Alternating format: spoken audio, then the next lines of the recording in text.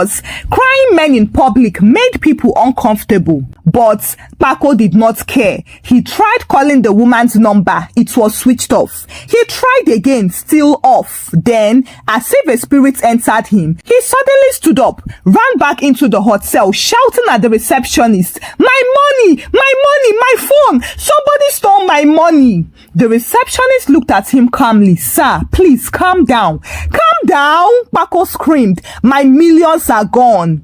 The receptionist raised her hand slightly. "Sir, we cannot help with personal matters." That sentence finished him. He staggered back outside and collapsed again, this time sitting fully on the ground. He held his head with both hands like someone whose brain was cracking slowly.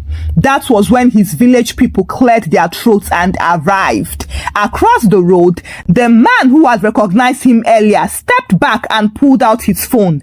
"Hello, I have seen him." That was how the first call went out. Within minutes, another call followed, then another.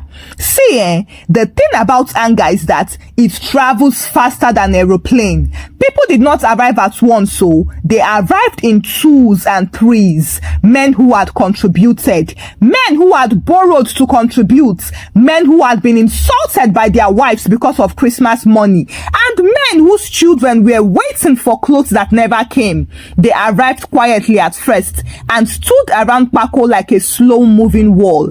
Nobody shouted or touched him yet. They just stared. Then one man said, "Kpako, stand up." Kpako froze and stood up weakly, shaking like paper in the wind. "Where is the money?" Another man asked. Kpako opened his mouth.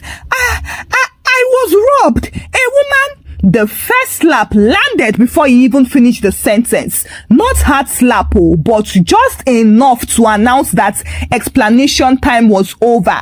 That slap changed the atmosphere. Another man grabbed Kpako by the collar and shook him. "Robbed, care? So you ran to do business with women? You thought we were goats?" Kpako raised his hand weakly. "Please." If I hear, that was when hands touched him properly. They did not beat him like criminals beat criminals, oh. They beat him like disappointed people disciplining betrayal. Slaps came from different directions. Fists